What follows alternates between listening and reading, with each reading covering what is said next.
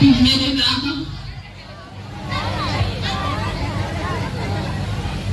मेरे राम, नहीं नहीं महात्मा,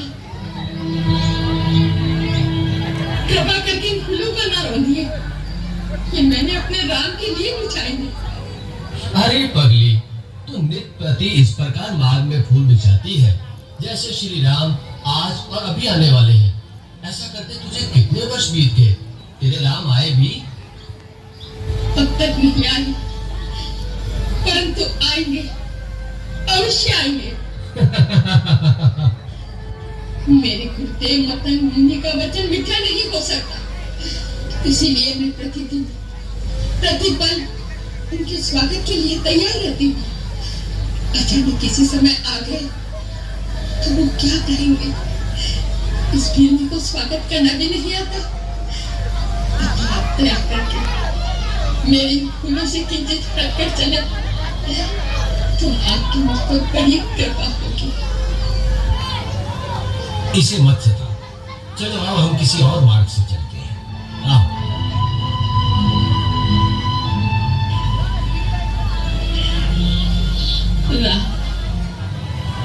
मुझे तो कभी कभी ऐसा लगता है जैसे कि बिल्ली पागल हो गई हो सकता है, परंतु ये भी मत भूलो कि भक्ति और पागलपन में अधिक अंतर नहीं होता।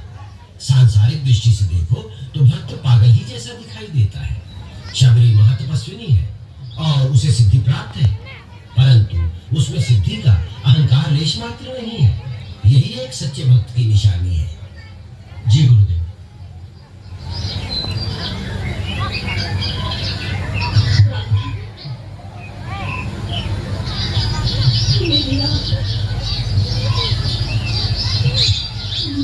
बोली शबरी मैया की।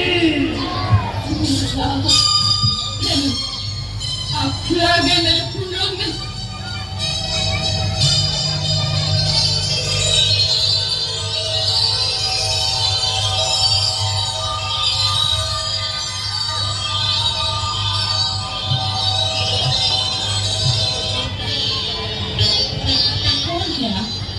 हम माता शबरी के पास जाना चाहते हैं।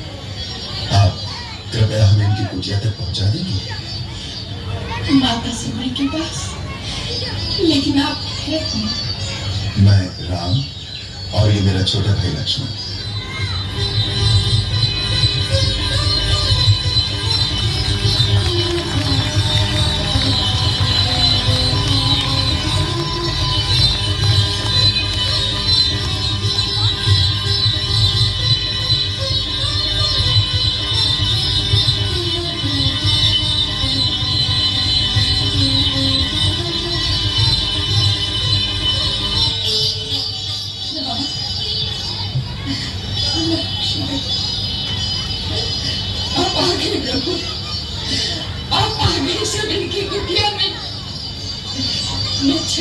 आपको पहचान नहीं पाई प्रभु, मुझे क्षमा कर दो प्रभु।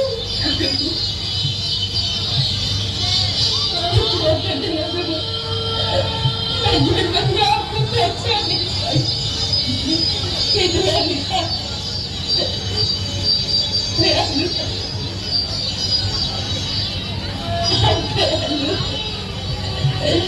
मुझे क्षमा कर देना प्रभु।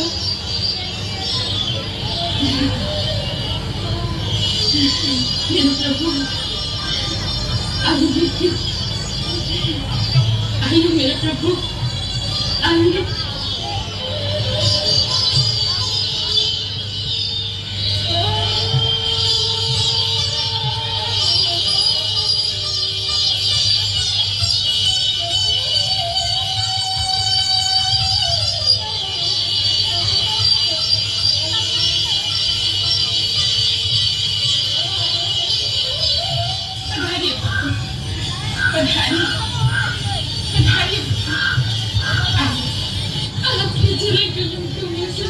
आज मेरी कुटिया पवित्र हो गई।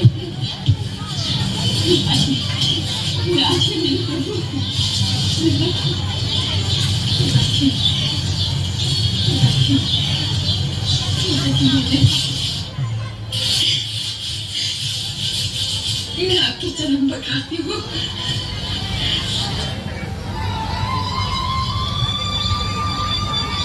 नहीं नहीं माता, अब इसकी कोई आवश्यकता नहीं।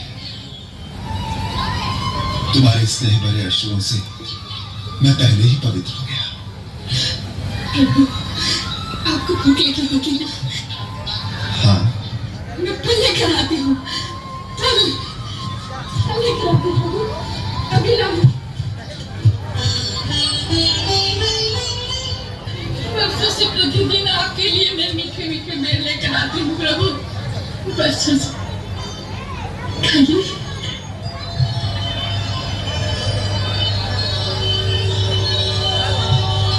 खाइए प्रभु, बहुत मीठे हैं। मैंने चक कर रखे हैं।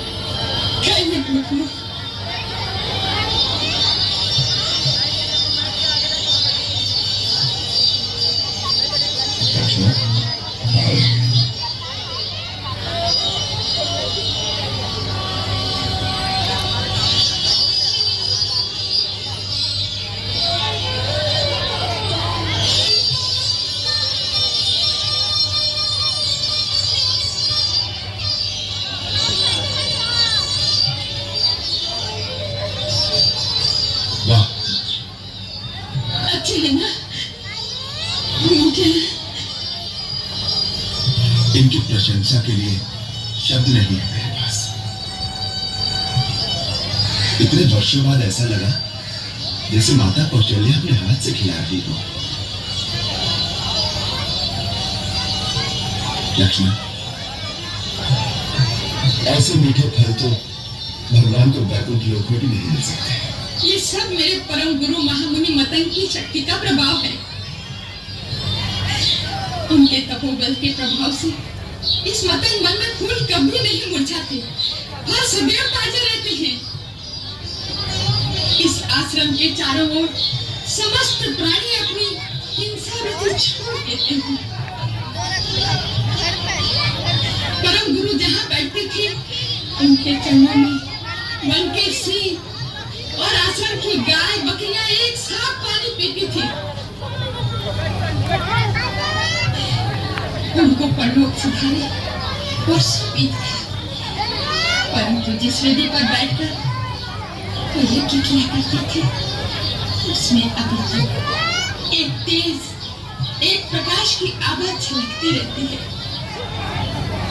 कितना पवित्र होगा वो स्थान, और कितनी भाग्यशाली है आप जो ऐसे परम गुरु की सेवा करने का पुण्य प्राप्त हुआ। उसी सेवा का पुण्य फल है जो आपके दर्शन हुए हैं।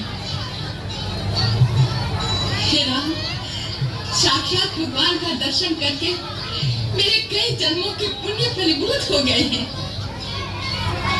जब आपके चित्रकूट पहुंचने का समाचार मिला, उन्हीं दिनों गुरुदेव आश्रम के समस्त मुनियों को लेकर दिव्य विमानों में बैठकर अपने धाम को चले गए।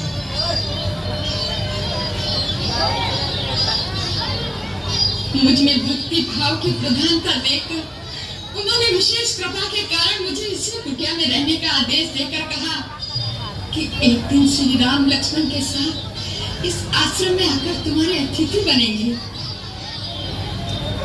उनके दर्शन मात्र से तुम अपनी भक्ति का चरम फल प्राप्त करोगी। इसके पश्चात तुम हमारे पास आ जाना। उन्हें हमारे आने का ज्ञान था? हाँ प्रभु, उन्होंने कहा था कि श्री राम अपनी भार्या की खोज में यहाँ आएंगे। तुम उन्हें महाबली सुग्रीव तक पहुँचाने का मार्ग बताकर कहना। माता, ऐसा लगता है जैसे आपने हमें अपने गुरु के साक्षात दर्शन करा दिए। आपका धन्यवाद शब्दों में नहीं हो सकता। अब हमें जाने की आज्ञा दीजिए। आज्ञा तो उससे पहले आपको मुझे देनी होगी राघवेंद्र, और उससे भी पहले अपनी भक्ति और उसका ज्ञान मुझे देना होगा। माता, मैं तो केवल इतना ही जानता हूँ कि भगवान के निकट जाति पाति, ज्ञान, धर्म, कुल, गुण और चतुराई का कोई मूल नहीं होता। वो तो केवल भक्ति के नाते को ही सच्चा नाता मानते हैं।